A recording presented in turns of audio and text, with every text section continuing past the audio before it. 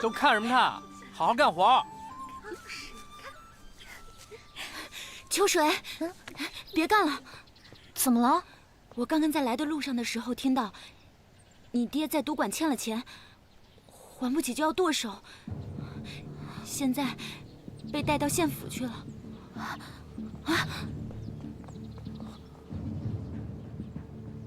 赵县长，我和这阮大成都已经商量好了，用他女儿来抵债。不过这手续啊，还得从你这儿办一下。不是这样，县长。不用说了，既然你们两家都商量好了，那就签字画押，债务两清，好吧？不行，县长，他欠的债我来替他还。张警官，20块大洋，你说还就还啊？看来你们在县府当差的工钱不低嘛。你说一个期限，我去筹钱。闭嘴！这有你说话的份儿吗？爹，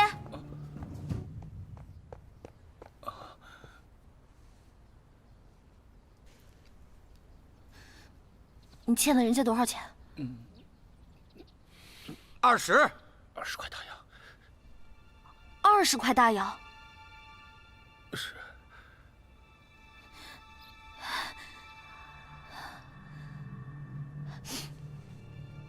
我爹欠你们的钱，我做牛做马都会替他还了。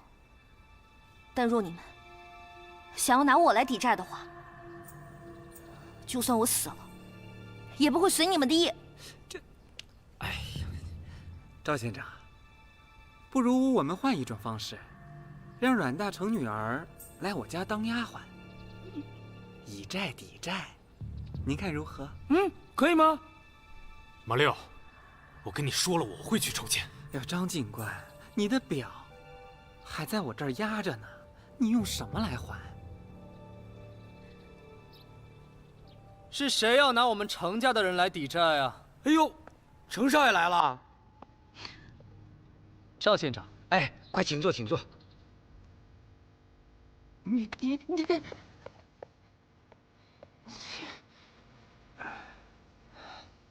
阮秋水是我程家的工人，自然是我程家的人。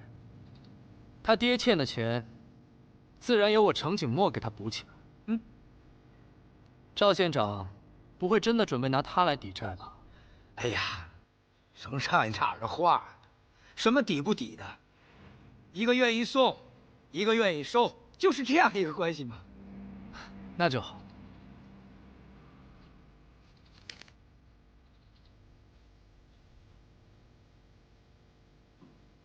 程少爷，痛快啊！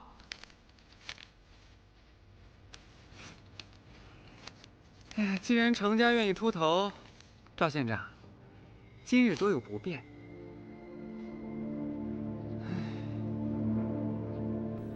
别以为有程家人给你们撑腰，你们就觉得了不起。贼就是贼，没有人会把你们当回事儿的。你说谁是贼？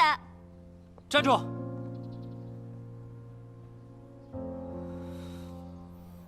哟，程少爷，有何贵干啊？道歉。道什么歉啊？你出言不逊，给阮家道歉。凭什么？不就是有俩臭钱吗？有什么了不起？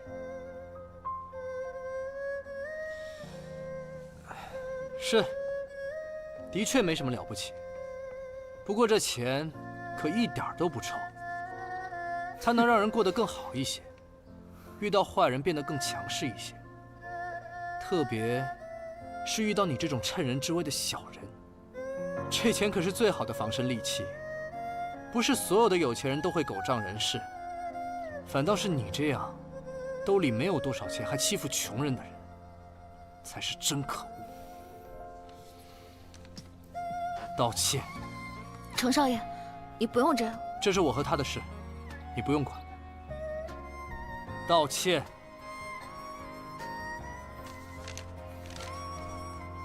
跟我走。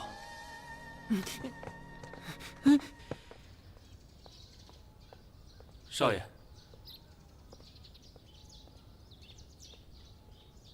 夫人呐，这件都是你最爱吃的水果。少爷，爹，少爷，坤儿回来了。事情办好了？啊，办好了。爹，有点出入。有什么出入？虎丘山被我拿下了。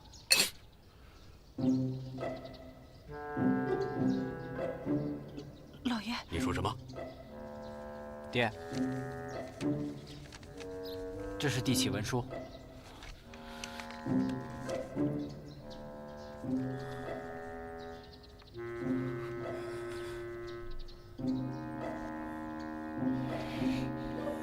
3块大洋，你爹，我知道我没按你的意思把这块地让给程家，但是咱们拿下这块地也不吃亏啊。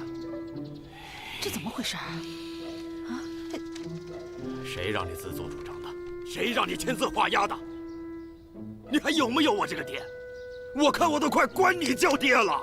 爹，我们拿下虎丘山之后，一品名凤的产量规模会大大超过程家，到时候我保证能让程家1两茶叶都卖不出去。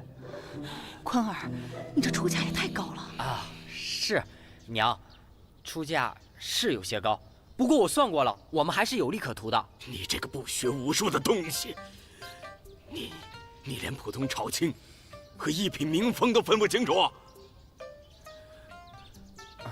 普通炒青，1亩地年产300斤，像一品名凤这样的名茶，1年只能采1季呀，亩产才几十斤，还不包括人工损耗。你在茶坊里混了这么久，连这点基本常识都不懂吗？去祠堂。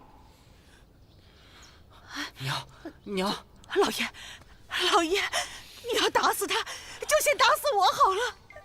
咱钱儿在外面读书这么多年，坤儿总是被你赶到茶园去，坤儿可是你的亲生骨肉啊！本想着你在茶园能学到东西，可是你倒好啊，你连基本的产量都算不清吗？要是钱儿在家，怎么会出这种事呢？从今天以后，你别再去茶园了，你个没用的东西！少坤真的是为家里生意着想啊，爹，娘，你快劝劝爹啊，娘。老爷，坤儿是好心办了坏事，可他不也想着替你分担些吗？他在家，你嫌他不思进取；去了茶园，你又嫌他惹是生非。感情咱儿子不管做什么，都不如你意，有你这么当爹的吗？老爷，都是你这当家人给惯的。老爷，好了，不哭了。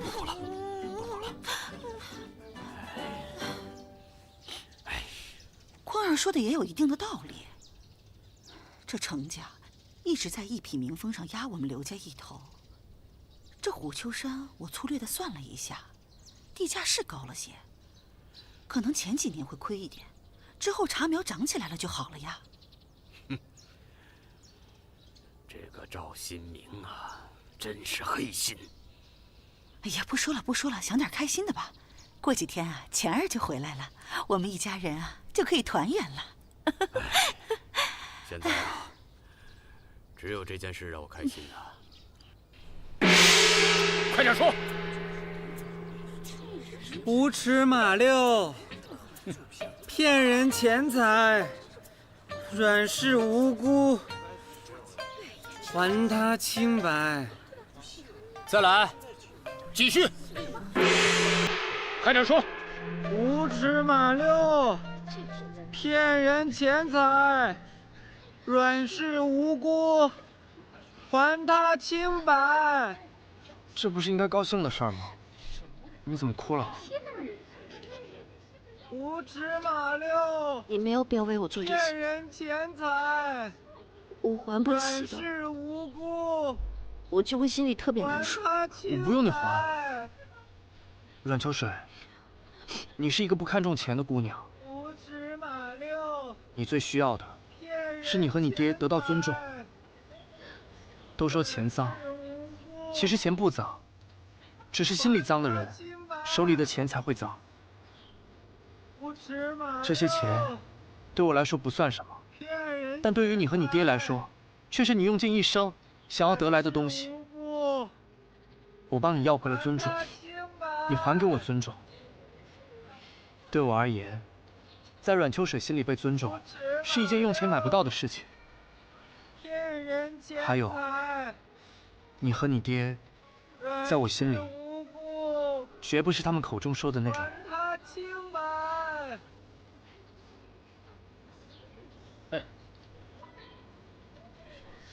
哎，回来！哎，行，大家都散了吧，散了吧。小心点。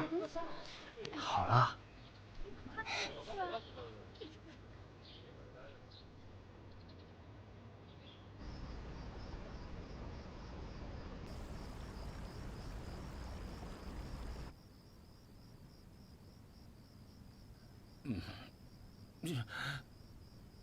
秋水啊，你别老这么看着我。你是不是打算把我给卖了？什么叫卖呀？多难听啊！是不是？现在不是没事了吗？那要是程少爷今天没有来呢？你真把我卖给别人家当丫头吗？那马六是个什么样的人？你心里难道不清楚吗？那事情过去了，咱就不提了。怎么就过去了呢？我们欠程少爷那么多钱，你觉得这个事儿能过去吗，爹？秋水，我来想办法吧。子勇哥，你别管我们家的事了，求你了，你不要再被我们家拖累了，我们已经欠你太多了。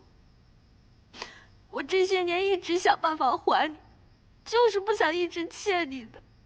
我和我爹，在别人眼里就是个贼，就是永远翻不了身的下等人。如果你再管，我就只当你蠢。在我眼里，你是最好的姑娘，不要觉得亏欠什么，我都是自愿的。我不是，我不好，我一点都不好，我也不值得你们对我好。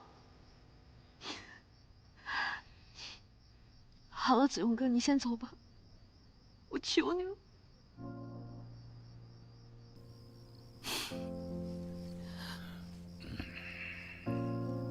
生辰快乐，这新发卡，你的那个坏了就别戴了。哎，子勇，子勇，人都被你气走了，你这是干什么呀？我干什么？爹，如果不是你一次又一次答应我不赌了，却一次一次站台高筑，我们家会落得如此境地吗？爹，我只是一个平凡的女子，我没有3头6臂，我就算在茶坊没日没夜不眠不休的工作，我也没有办法填补你这样的无底洞啊！我这么多年辛辛苦苦攒的钱，是想给你养老的，结果全被你拿去还赌债了，甚至连娘唯一留给我的镯子都差点回不来了。你说你不赌了，你会为我好，你会替我考虑嫁妆。你说过那么多次，你有一次做到过吗？你凭什么指责我呀？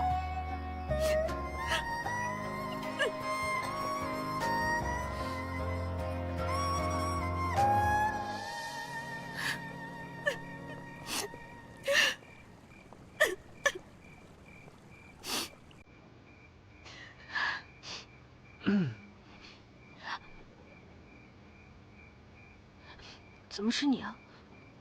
你是什么时候跟着我的？我不太放心你，就在你们家后面的小路上躲着。那，你都听到了？别不开心了，今天是一个重要的日子，我带你去一个可以忘掉烦恼的地方，好不好？你走吧，我现在只想一个人静一静。就在西山茶湖的边上，你要是不喜欢，随时都可以走。那我现在就走。哎，别呀！你就当发发慈悲，就答应我这一次，好不好？我不需要跟任何人发慈悲。那如果是帮过你的人，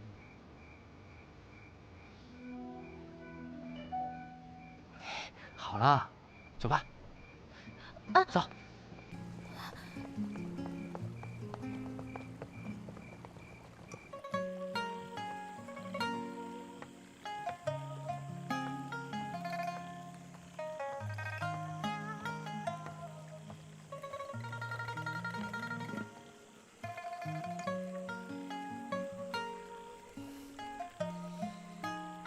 秋水，你还记得吗？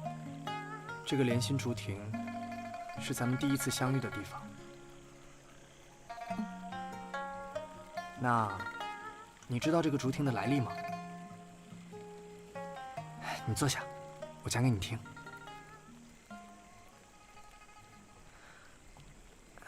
我娘出身寒门，我爹冲破世俗的枷锁，不顾家族所有人的反对，和我娘在一起，一生和我娘相亲相爱。可我娘走得早，我爹至今也没有再续弦。我娘走后不久，我爹就建了这座莲心竹亭，来表达对我娘的思念。所以，现在每当我想我娘的时候，就都会来这儿坐上一坐。好了，不说这些了。这个送给你。这个是我亲手做的莲子酥。秋水，生辰快乐。你怎么会知道我的生辰？事在人为啊。本少爷想知道，就一定能知道。我不值得你对我这么好，你明白吗？我只是想让你开心一点。我这个人从小就喜欢看别人笑，特别是像你这么可爱的女孩子，只要你一笑，我就特别的高兴。这么说来，其实还是我赚了，不是？秋水，其实你真的没有必要把别人的付出和得到计算的那么清楚，因为你不知道，也许别人在你身上得到的要更多。是吗？当然，一家人相亲相爱，朋友间重情重义。其实，这个世上有很多事情，真的没有办法用金钱来衡量。就好比我们俩在一起，如果你觉得特别的不自在，而我觉得格外的舒畅，那就是我赚了，也就是你亏了，是不是？我终于又看到你笑了。秋水，我给你变个魔术，怎么样？什么叫魔术？就是我会法术的意思。我不信。跟我来，别睁眼啊！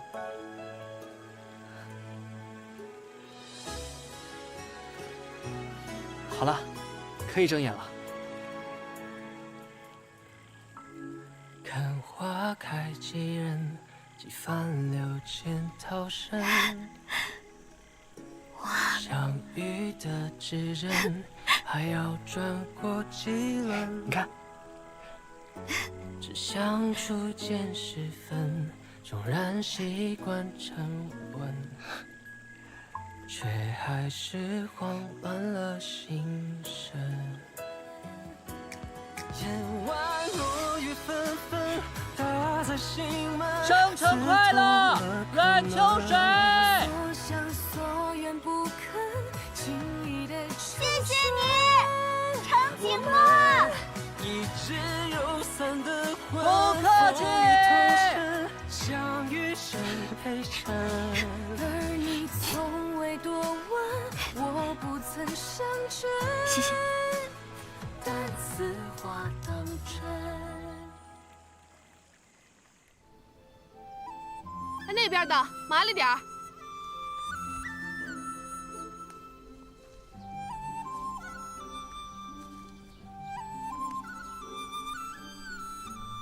不错，手法纯熟。你刚来不久，就已经快赶上老公了。谢梅师傅夸奖。少爷替你求情，你还认罚吗？认。干活吧。嗯。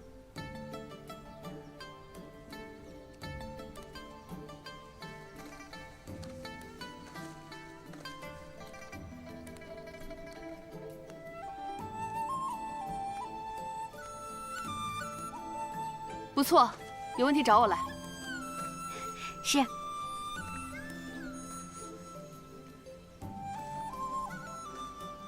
那边干活再快点儿。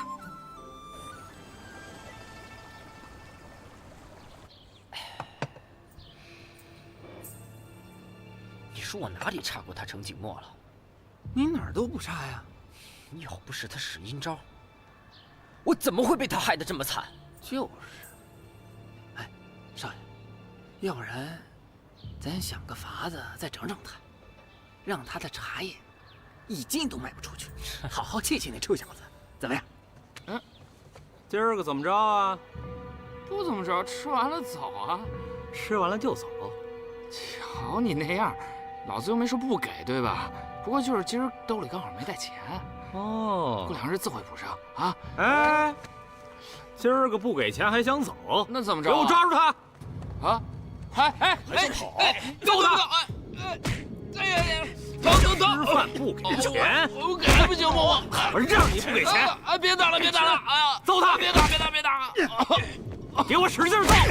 看看敢不敢？哎，干嘛呢？这么闹腾啊？让不让我们少爷喝酒啊？哎呀，刘少爷，对不住了，对不住，欠点钱，把嘴堵上给我揍！哎，少爷，对不住啊！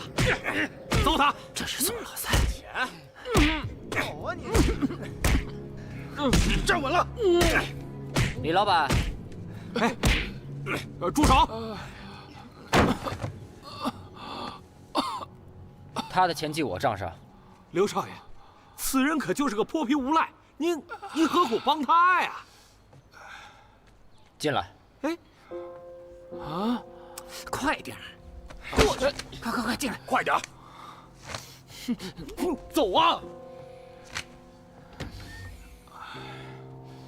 快进来！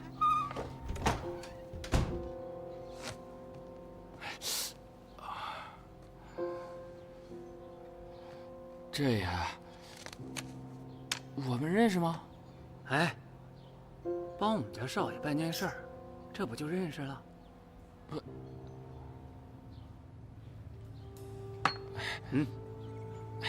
这什么事儿啊？程家大少爷，程景墨，认识吗？程景墨？哦，听过，听过就好，拿去。好，这个是定金，事成之后还有。这我找他干嘛呀？找他玩儿。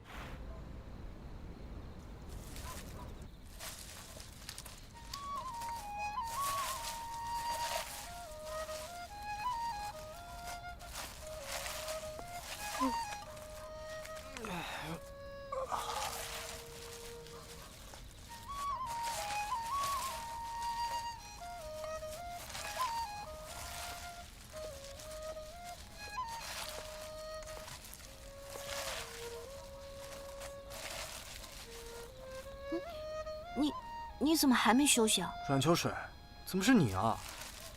你白天要上山采茶，晚上还要在茶房加班，这么辛苦，身体怎么吃得消呢？我没事儿。怎么能没事呢？都这么晚了，快回去休息。哎，我不走，倒是你，快回去休息吧。你这人怎么这么倔啊？我可是程家少爷，我说不用干就不用干，梅师傅那自然不会再多说什么了。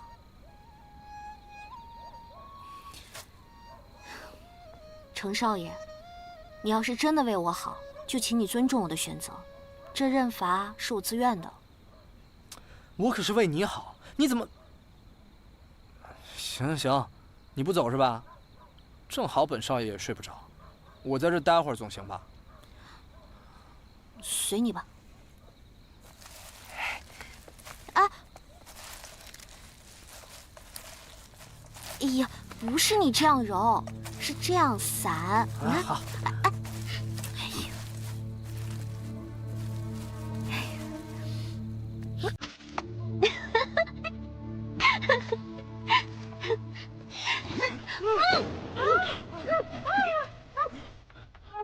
是他，没错。好，带走。哎，把这姑娘也带走。哎，我说老三，你绑一大姑娘干啥？你绑她又不给钱。我说你这人怎么这么不会怜香惜玉啊？这姑娘醒来，自己孤零零的躺在地上，她害不害怕？带回去。好好好，都带走，都带走，让我好好温暖她。快点，快点，快点，快点！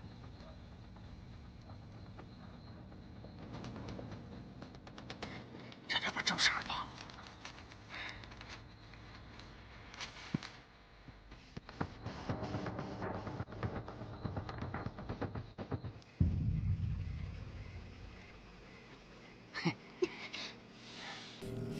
别动！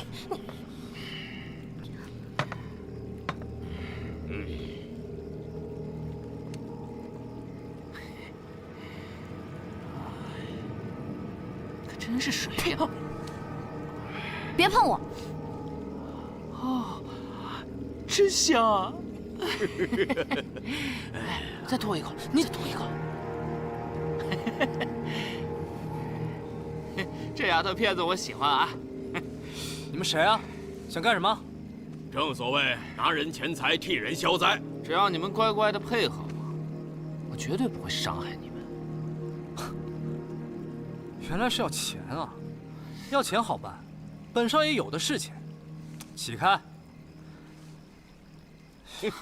哎，我告诉你们，本少爷饿了，去给我们俩弄点吃的来。不是你说什么？吃个屁！你当我们这什么地方？我管你是什么地方的，正好本少爷每天在茶房累得慌，出来就全当度个假。你们还好，把我这丫鬟一块绑来了。燕青，还不过来给本少爷揉揉肩，被这几个人扭得生疼。快点儿！是少爷。这是度假来了。少爷，您看这样舒服点了吗？再用点力。嗯。哎呀，舒坦！哎，我说小丫头片子，你过来给我捏捏吧。你们腻腻歪歪的干嘛呢？你喊什么喊啊？没看我们家少爷正按摩呢，一点规矩都不懂。哎，我，麻子，你们不就是想要钱吗？说给本少爷听听，想要多少啊？3000大洋。3000大洋，3000大洋啊！怕了吧？哎。你们是看不起本少爷，还是看不起程家呀？什么意思啊？我们家少爷随便打赏个窑底都不止3000。真的？3000，那这有钱人家就是不一样。就是，本少爷平时喝小酒都不止3000，这3000大洋打赏个窑底都不够。你当老子没逛过窑子是吧？悲哀呀！也是，他们这些穷光蛋，怎么知道我们这些富家少爷是怎么泡妞的？是什么玩意儿？本少爷告诉你，我经历的那些女人啊，那可不是普通意义上的姚姐。那是什么花豹女郎啊，电影明星啊，上海名媛啊，哎对，还有女作家。哎呦，那个，哎呦，这有钱多好，是。哎。听说过电影明星小春风吗？小春风啊，我跟小春风那故事可海了去了，我告诉你。你说的是那个小春风吗？啊，你跟他有故事啊？真的假的？真的。你快给哥几个讲讲啊！来，走。本少爷都坐下了，坐下。哎，我跟你们讲那小春风啊，那身形。那声音啊，简直是勾魂摄魄呀！是吗？程少爷，你们最新出演的电影，你有没有包场看了？哎，是这劲儿。边说还边拿手挠你的手掌心，挠得你的心啊、手啊都痒痒的。麻子，我都出画面了。流氓！虽然咱们在这种场合认识，但我看哥几个也不是坏人。对，那也都是被生活所迫。对，要谁干这个？看在你们没有伤害我和我丫头的份上，本少爷仗义疏财，把赎金提高到3万大洋，怎么样？3万大洋啊！3万！到时候你们拿了钱，随便去那个上海会小春风，让他也挠挠你们的手掌心，怎么样？你咬死我吧！当真？当然是真的。这有钱能使鬼推磨。哎，不过说好啊，可休想动我这丫鬟一根汗毛，她可是本少爷的人。到时候你们拿了钱呀，这什么小春风呀、电影明星啊、画报女郎啊，随便你们挑。要是明天你们拿不到赎金，我们任由你们处置。兄弟，我敬佩你是条汉子。好说好说。哎，也罢，我们一拿到钱，什么样的娘们睡不着，是吧？就是。来，拿纸和笔过来。干嘛呀？本少爷这一天都没吃饭了，这身上哪有劲儿写字啊？写不动。什么意思啊？我没吃饭啊。等，3块大洋。去，麻子，弄吃的去。行，走。哎，本少爷得吃肉啊！你还吃肉？你啊，事儿还真不少啊！你真是。行了，弄好了，走。老三，还要盯住他们，跑了可什么都没有了。哎呀，放心吧，麻子，这四面啊可都是水，就凭那个窝囊废，亮太跑不了。哎，走。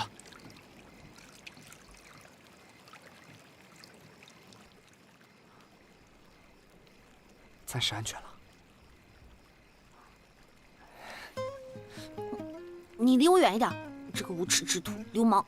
喂，我可是你的救命恩人，刚才要不是我，他们就把你那个什么了。你倒好，不谢谢我，还骂我，没良心。我说错了吗？你逛窑子勾搭什么小春风？切，我以前就以为你是嘴上无耻，现在想来，你就是一个彻头彻尾的大流氓。我流氓？这你也信啊？这都是我编出来骗他们的。我要不这么说的话，咱们怎么能安全呢？要怪就怪本少爷的演技实在是过于精湛了，连你都相信了。不过，那些画报女郎和女明星，我是真的没兴趣。春风再美，也不如秋水一笑。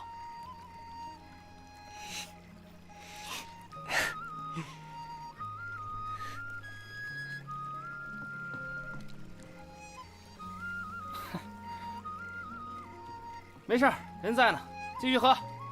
总之，还是谢谢你，花那么多钱把我救出去。是我连累了你，要不然你也不会被一块抓过来。所以，我当然要确保你的安全了。不过，你可不要因为这件事情，认为我是一个在感情上很随便的人。可燕青不是你的女人吗？燕青，当然不是。燕青虽然是我的通房丫头，可是我们之间什么都没有。我程景墨崇尚的是自由恋爱，必须是我自己相中的姑娘才作数。我们下水游走吧。又下水啊？我这腿一下水就跟废了一样。哎，别废话了，再不走真来不及了。走，快！走。哎，我还是担心我这腿，我不敢下水。哎呀，别废话了。哎，你别踹我呀！下去。来，可得把他们看好了啊！放心吧，大哥，在湖上他们跑不了。乔叔，要不咱们去县府报案吧？报案，这白纸黑字写的清楚，如果要报案，绑匪就撕票。乔叔，在门口捡的。这是少爷的笔记。少爷写什么了呀？乔叔，跟阮秋水在几个兄弟手里，一切安好，切无挂念，准备3万大洋。过2天，自会有人去取。秋水姐姐也在，那怎么办呀？少爷要是有个3长2短，我也不活了。闭嘴！乔管家，张警官，请问阮秋水何时下宫啊？一夜未归，家里着实担忧。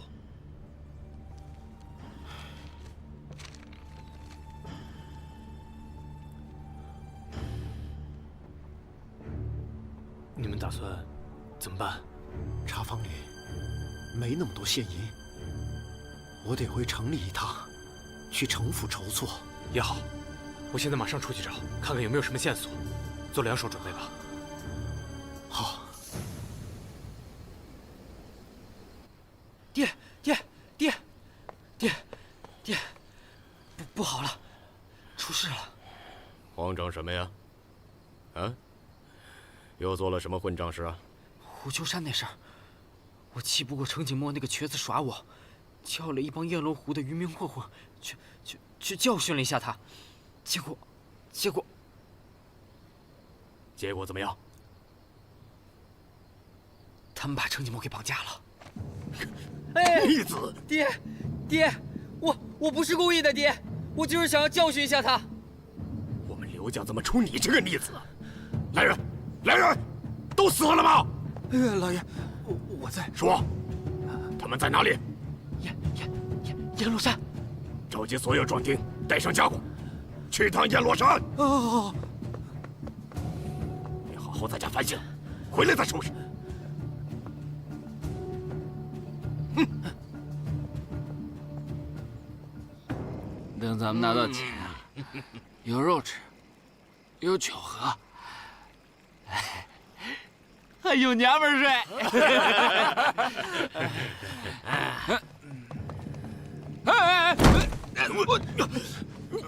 你们什么人啊？老爷，所有船都看了，人跑了。什么？跑了？跑了也好。跑了？他们跑了，这个事就可以大事化小，小事化了。还有你们，我奉劝你们一句，赶紧离开这儿。如果警察来了，一个都跑不了。警察，记住，今天晚上离开这船舱，只字不许跟任何人提。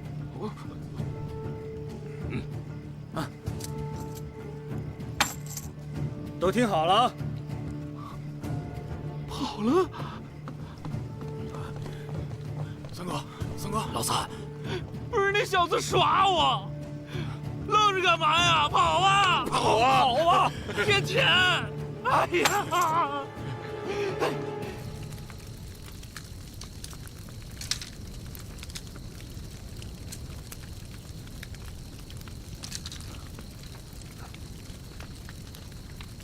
你干嘛？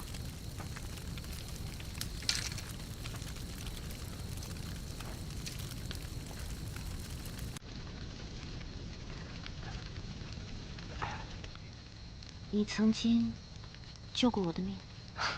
我救你的次数多了去了，你每次都当我是坏人。你小的时候就救过我。小的时候。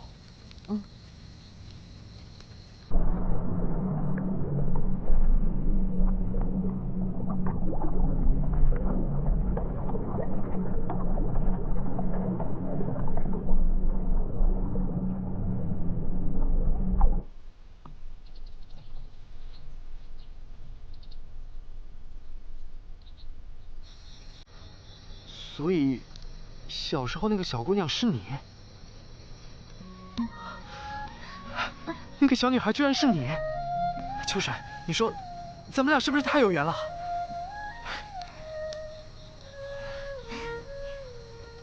所以，真的谢谢你。如果你今天稍微出点什么事儿的话，我会一辈子活在内疚里。我就说嘛，你肯定不会真的讨厌我。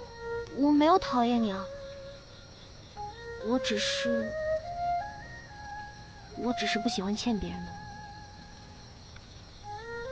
我自小是活在别人的歧视下，大家都说我是贼的女儿，所以我特别在乎别人对我的看法，特别害怕别人会误会我。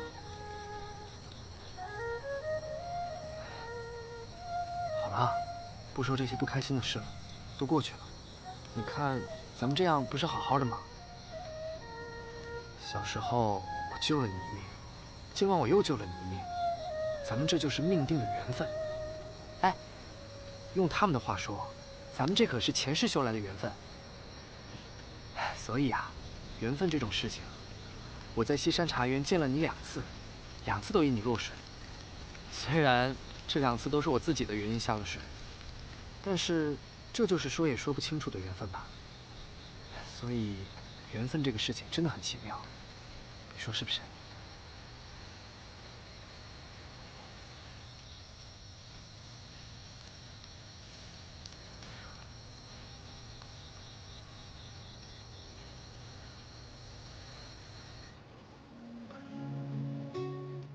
县长，程家少爷程景墨和采茶女阮秋水昨晚被土匪所劫，我找了1个晚上没有下落，恳请加派人手。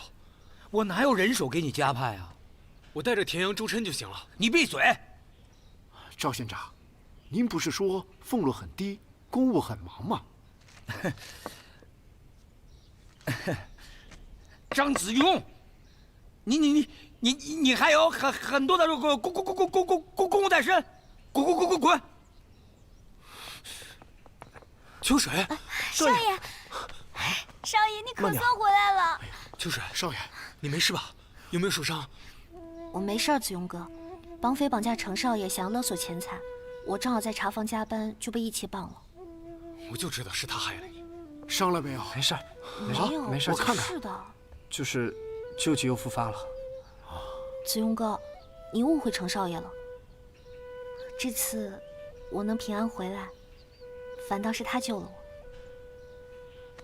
秋水，我找了你1晚上，你平安回来就好。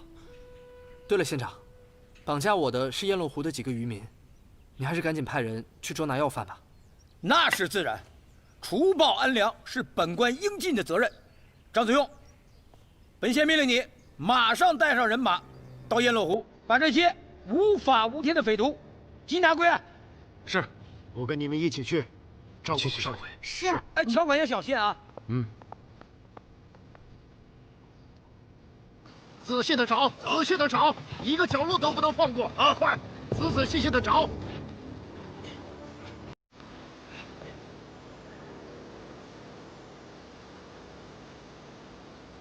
船下边，几条船都搜过了，一个人都没有，而且跟搬家一样，东西都收拾得干干净净，什么都没留下。这边没有，绑匪应该都跑了。走，走。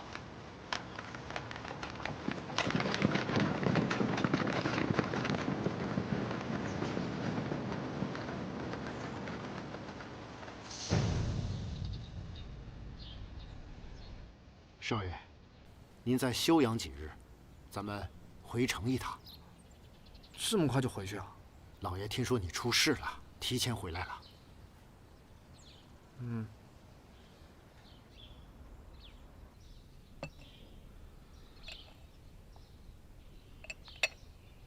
既然绑匪都逃了，那就结案吧。啊，县长，绑匪都没有缉拿归案，怎么能草草结案呢？人家程家都没有追究，你还坚持个什么劲儿啊？我身为警察，抓捕绑匪，天经地义。自古以来，民不举，官不究，多一事不如少一事，你懂不懂？我不懂。不懂，我再告诉你，结案，明白了吗？我不懂什么民不举，官不究，我只知道赵县长阻挠办案，纵容绑匪逃脱，置百姓安危于不顾。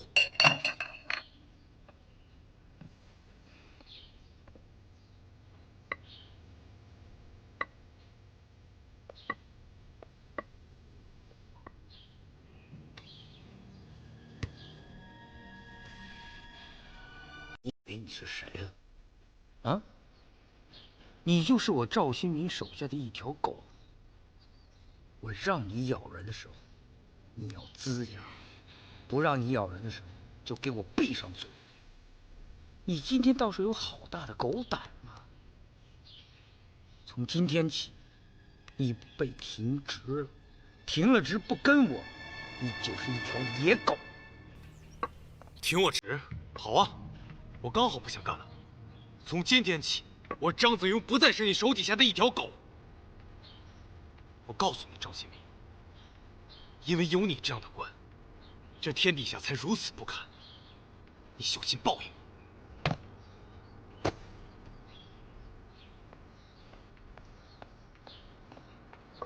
野狗！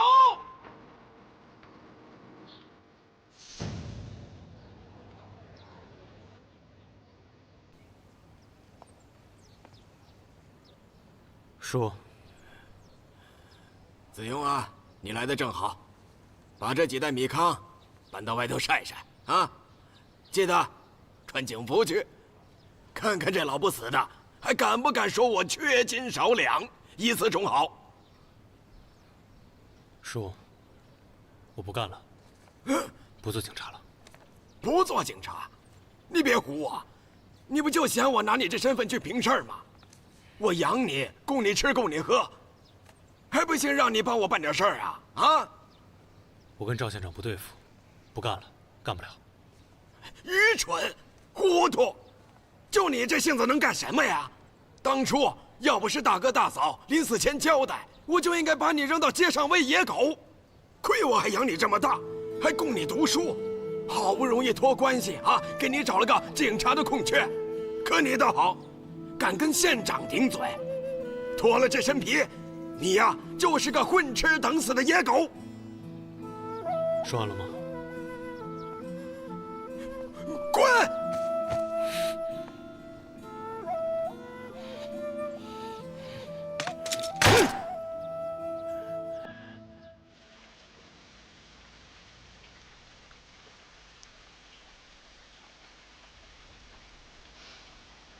本少爷要回去成亲了。成亲？嗯。哦。你是不是舍不得我呀？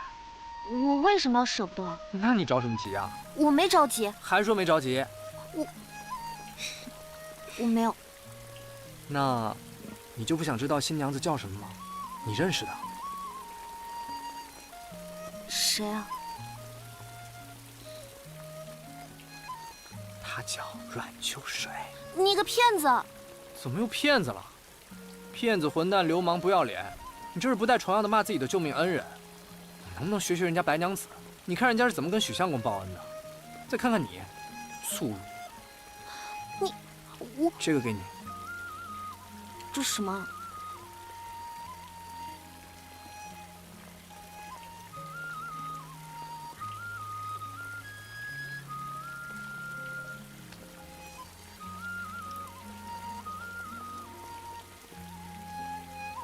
这2个玉佩，咱俩一人一块，不是什么值钱的玩意儿，但是这两边的字可是我自己一笔一笔刻上去的。你要是觉得实在过意不去的话，那我5个铜板卖给你，怎么样？我不想买。那可能来不及了，因为我已经从你的工钱里面扣了5个铜板。你真是强买强卖。那没办法，我可是救了你2次命的救命恩人。你说你欠我这么大一个人情，你该怎么回报我呀？我好了，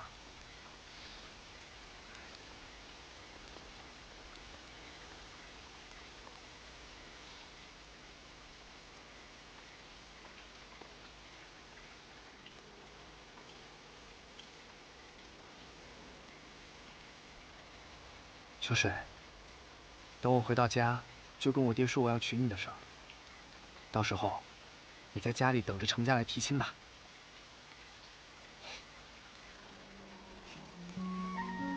天不早了，你先回去吧，不然阮伯父该担心了。你们2个送阮小姐回去吧。是。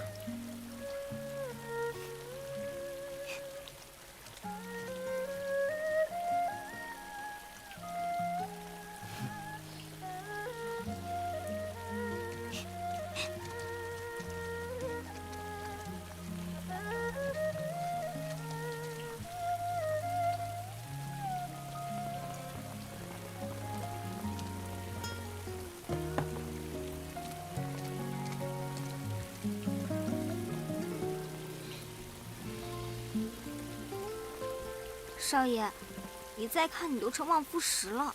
什么望夫石啊？望夫石那是说女人的，会不会说话？少爷，你还知道呢？啊，少爷，咱们快走吧，车夫都等好久了。走吧。来。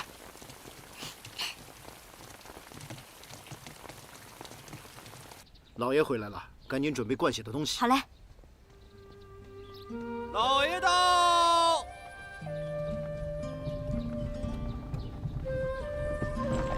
吁，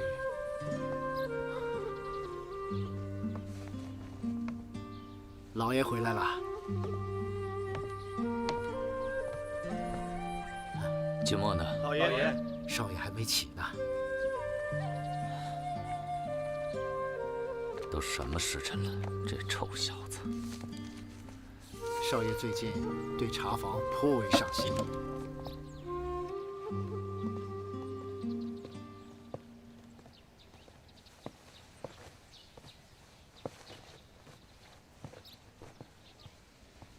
虎丘茶园是怎么回事啊？长老们是什么反应？这刘家跟咱程家一直竞争，势不两立。那日，老奴送茶回来，几位长老强烈要求刘家的势头不能压过咱们程家，尤其是虎丘山那块地，绝对不能让刘家拿走。我看长老这次意见不小。这事儿不打紧，重要的是景墨被绑一事，对外不许再提。老爷，昨天几位长老陆续都到了，现在在祠堂等着你呢。老爷，要不我去把他们回了？您这一路也挺辛苦的。更衣吧。啊，冬梅，给老爷更衣。老爷。老爷。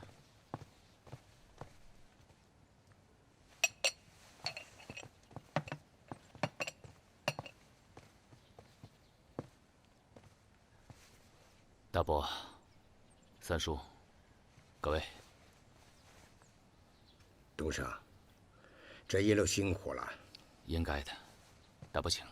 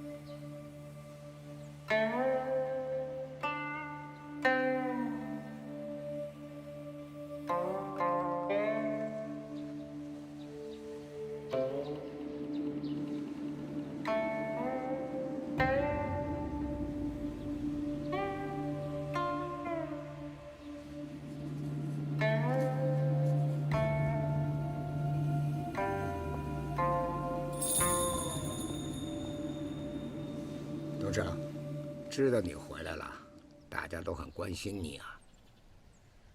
振哥、吴先，都知道咱们程家把茶走出去了。几个堂兄弟听说你今天要回来，昨夜就从苏北赶过来了。知道各家都关心我走茶的情况，所以方才一回来就立刻赶来祠堂。实不相瞒，这些时日走茶，一路上都不甚太平，直皖之争是愈演愈烈，皖系分化持续做大，7个省或联军或自治，各路军阀各自为政，免不了生啊！整个中华上下是动荡不堪。这次走茶之路可谓是波折连连，这一路上险些遭了劫，几经周折才到了上海。茶卖了多少啊？上海的茶行讲究包装，打广告，世界茶类全部云集到一起。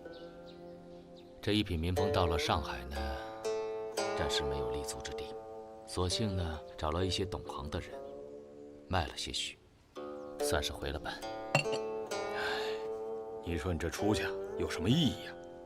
现在是军阀混战，你在路上碰到的不是逃兵就是土匪，这个时候出去走茶，那就是一件吃亏不讨好的事儿啊！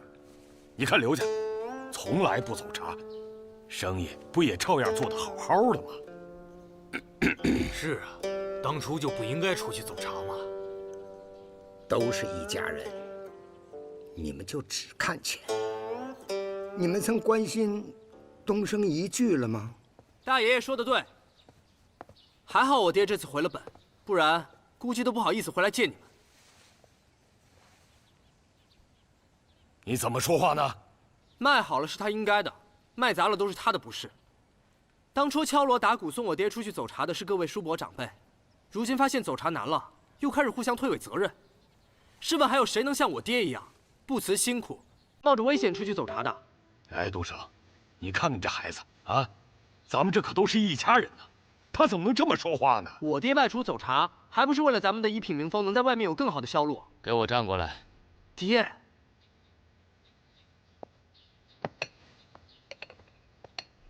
大家呀，暂且放宽心。虽然这次走茶不太顺利，但是之前那些老主顾的订单都已经谈妥了。今年的天气也不错，茶园的收成也不错，当不会有什么闪失。是。东升这一年在外边辛劳艰苦，我们大家应该多体恤他。既然锦墨今天在场，那就说说吧。虎丘茶园到底是怎么回事儿？为什么让给他们刘家，让他们骑在咱们程家头上？那都是表面上的。表面上的，这大家谁不知道？是你把虎丘茶园让给他刘家了？我可没让，那是他们自己买走的。你还好意思说呀？虎丘山的事儿跟景墨没关系，是我让他这么做的。这又为何？我们现在若是拿下虎丘茶园呢，现有的资金根本不够运转，生意会大受影响。他刘家也一样，以高价拿下了那块地，但是私下里得靠变卖一些商铺来进行资金周转。乔叔已经派人在收购了，明面上呢是刘家拿下了那块地，但是私下里是咱们打压了他。东升这次因为走得过于匆忙，所以没有来得及跟二位叔伯商量，望二位叔伯见谅。可这明面上，咱程家的脸面还是给丢了呀。听听啊，这事儿很难两全其美。作为程家的主事人，当然要以大局为重。我觉得景墨这孩子这次处理这件事儿很机智的，起码表面上咱们看到的是刘家自己给自己下了套啊，没有咱们程家的事儿了。是啊，三叔，东升也不容易啊。大哥说的对啊。此事呢，以后就不要再多提了。那今日我们就这样，待乔叔统好这次走茶的账目，我再给大家一一分红，如何？大哥辛苦了。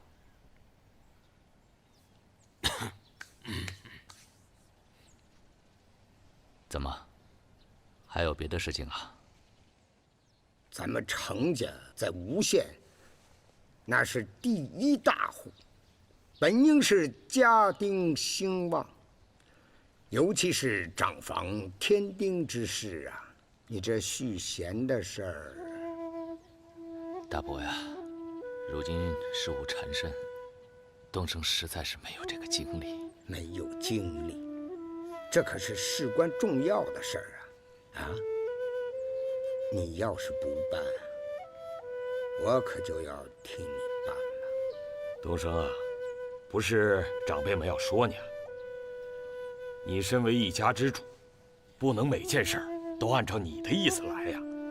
说句不好听的，咱们这俩长辈还没死呢，怎么就说不上话了？三叔，东升不是这个意思。明白就好。那今天就到这儿吧，啊，散了。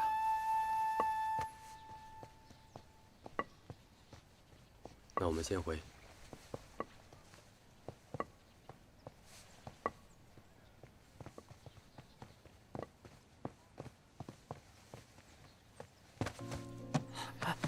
爹，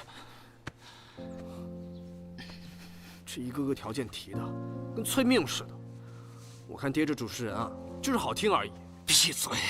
爹，若是你以后再这般口无遮拦，我当着列祖列宗的面打死你都会。爹，我说的哪句不是为了你好，哪句不是真的？爹，你怎么了？爹，爹，你没事吧？对不起，爹，爹，爹。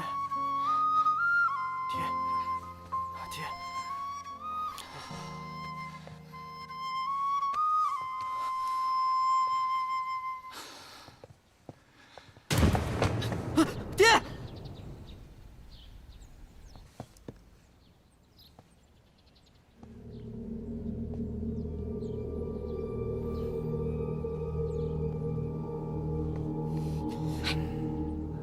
二婶儿，这不是瞎胡闹吗？别说话，没看先生在做法呢吗？哎呦，醒过来了，醒过来了！爹，你醒了？这是怎么回事？你就让他试一试吧。哎呀，你们啊，程老爷要是嫌小老儿唬人，小老儿告辞就是。哎，别呀，先生，这可是算出了什么呀？程老爷年方40，属虎，按理说本是壮年，您这病啊，吃药吃不好，请多少大夫都无用。照你说的意思，我岂不是无药可救了？爹，我知道程老爷不信小老儿，我且问你，程老爷最近是不是多方压力，行事不顺，出了趟远门，在外日日担忧，回府心烦胸闷？我就说了吧，这先生一算一个准儿。先生，请继续。这程家虽家大业大，把那个拿过来。可程老爷这一脉阴阳不全呐，照此下去必有劫难。可有解法？程老爷这府里该冲冲喜了。下月初7是婚嫁吉日，年干丁未，干支丁未，日干壬寅，乙亥出生的生辰八字，乃是程老爷的良妾。八字相合，程家方能消劫冲煞，兴旺发达。我就说先生算得准吧，就是这么回事儿。准什么准？全是胡说八道。你先出去。大爷爷，他……去吧。爹，我们程家的婚事与别家不同，我们可以不问出身，但必须是身体健康、心地善良，最主要的是生辰八字要合。哎呦，乔老爷，您放心吧，肯定给您办得漂漂亮亮的。这个，你拿着。